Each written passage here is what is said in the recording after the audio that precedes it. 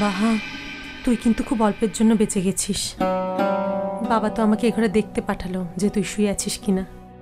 জানিস বাহা, তোর এই ঘটনাতে আমরা যা ভয় পেয়ে গিয়েছিলাম না, তুই ভাবতেও পারবি না। কিন্তু এখন একেবারে ভালোটা আনছি রূপু দিদি। তো লা বলছি যে একটু ভালো মানুষকে দিনরাত এমন করে বিছানাটায় শুয়ে থাকতে পারে কোন? শোন বাহা, আমি না এত যুক্তি তর্ক কিচ্ছুর মধ্যে যেতে চাই না। বাড়ির বড়রা তোকে যা যা কিছু করতে বারণ করেছে সেগুলো তুই পালন করছিস কিনা সেটা দেখবারই আমার কাজ। এরপরে তোর কোনো কথা আমি শুনবো না, তোর কোনো কথার আমি উত্তরও দেবো না, ব্যাস। ঠিক আছে। এই আবার উঠছিস কেন? দেখেছিস বাহা, তুই কিন্তু একদম কথা শুনছিস না। উফ, তোরা না সকলে মিলে মুখে বড্ড জ্বালাইতে লেগেছিস। ঠিক তাই, একদম তাই। রূপু দিদি, তোর দাদাটা কোথায় রে? দাদা ভাই? দাদা ভাই বোধহয় তোর জন্য কোনো একটা হেলথ ড্রিঙ্ক আনতে গেছে। শোন না, দাদা ভাই চলে এলে কিন্তু আমি চম্পট দেবো। হ্যাঁ, কেন বলতো? কদিন ধরে দাদা ভাইয়ের চোখ মুখের কি অবস্থা হয়েছে একবার দেখেছিস?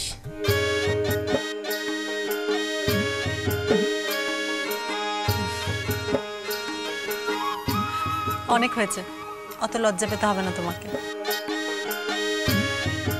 আচ্ছা বাহা, তোর ভালো মানুষটা একটু কমাবি রে।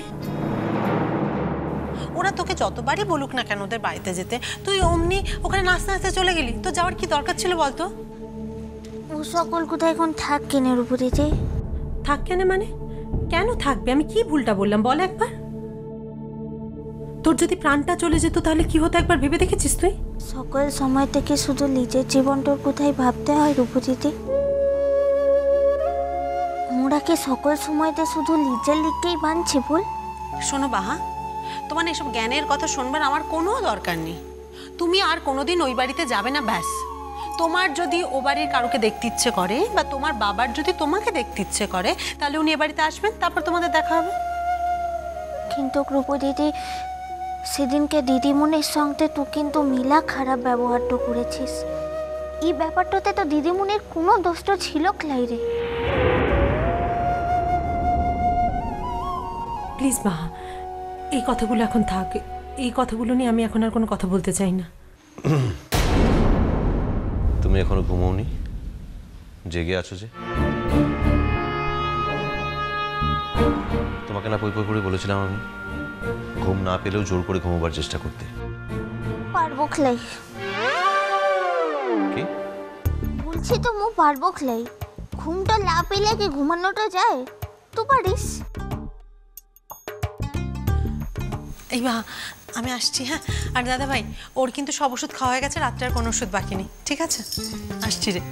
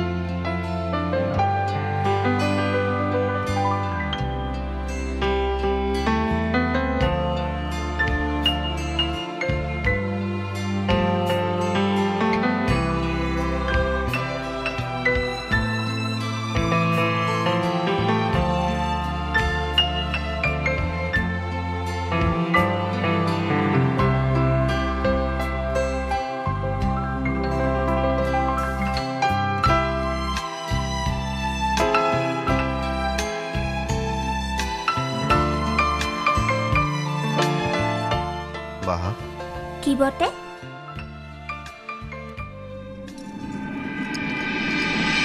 কি হলো? নিজেই তো ঘুমাইতে দিচ্ছিস না।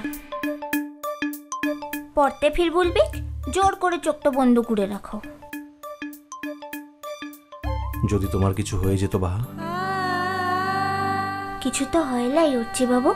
যদি, আমি যদির কথা বলছি বাহা। যদি তোমার কিছু হয়ে যেত তাহলে আমার কি হতো বলো তো? আমি তো পাগল হয়ে যেতাম, আমি তো বাঁচতাম না বাহা। ভুলতে লাই উঠছি বাবু, এসব কোথায় একবারের লেগেও ভুলতে লাই।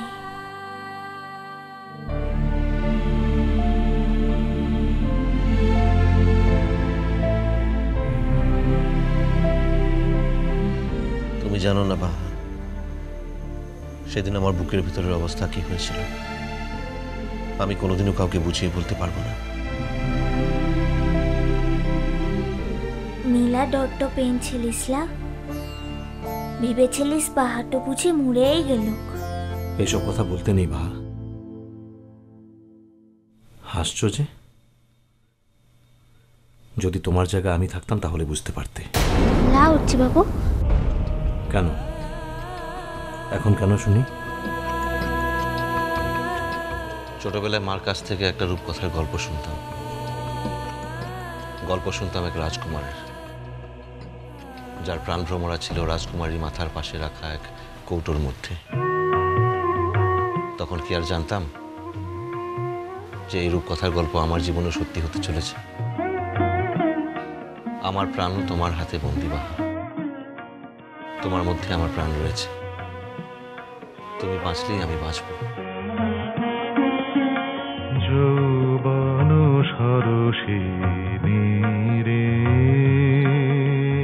মিলন শতদল যৌবন সরসিনী রে, কোন চঞ্চল বন্যায় টলমল টলমল যৌবন সরসিনী রে, সরম রক্ত রাগে তার গোপন স্বপ্ন জাগে, তারি গন্ধকে সরমাঝে এক বিন্দু নয়ন জল টলমল টলমল যৌবন সরসিনী রে, মিলন শতদল যৌবন সরসিনী রে। বাহা, আমার বাহা। মোর উঠছি বাবু। মো জানিকলাই রে, তোর লিগে মো কিমো নিমন করে পাগল পাড়াটা হইন গেলাম, যে তু মানুষটার লিগে মো কি জানিকলাই। বাহা, কি বটে? তোমাকে আমি কোনোদিনও আমার কাছ থেকে দূরে রাখতে পারবো না, কোনোদিনও না। বারে মু যখন মার কাছ থেকে পলাশব নিতে যাব তখন আমি সঙ্গে করে নিয়ে যাব আর সঙ্গে করে নিয়ে আসবো। আমাদের বাড়িতে একটা ট্র্যাডিশন আছে জানো তো? কি বটে? আমাদের বাড়িতে কেউ কোনোদিনও নিজের বউকে ছাড়া থাকেনি জানো। এই যে দেখো না, 2 দিন হয়েছে জেঠিমণি দাদার বাড়ি গেছে বলে জেঠুমণি কেমন পুরো বাড়ি মাথায় করে নিয়েছে। আমি তো ইনফ্যাক্ট ছোটবেলা থেকে মাকেও কোনোদিনও মামা বাড়িতে গিয়ে রাত কাটাতে দেখিনি। শাশুড়ি থেকে দেখেছো, বিয়ের পরে একটা রাতের জন্য কিন্তু বাপের বাড়িতে গিয়ে থাকেনি। উদিগের বাপের ঘর তো কাচতে আনছিলা, তা বাদে মোর মা তো কত দূরতে থাকে বলতো। সেই জন্য তো বলেছি যে বর সঙ্গে করে নিয়ে যাবে আর সঙ্গে করে নিয়ে আসবে।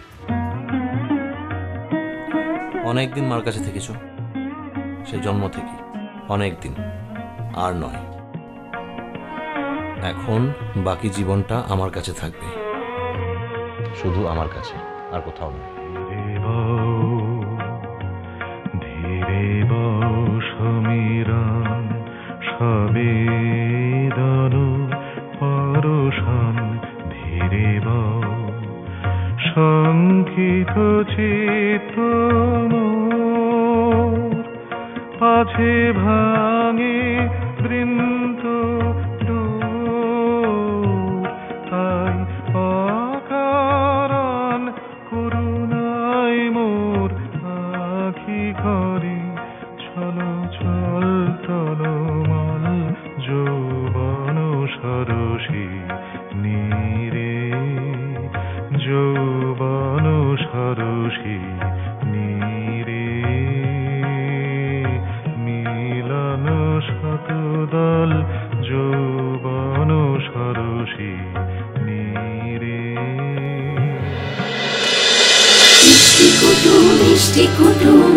কুটুম।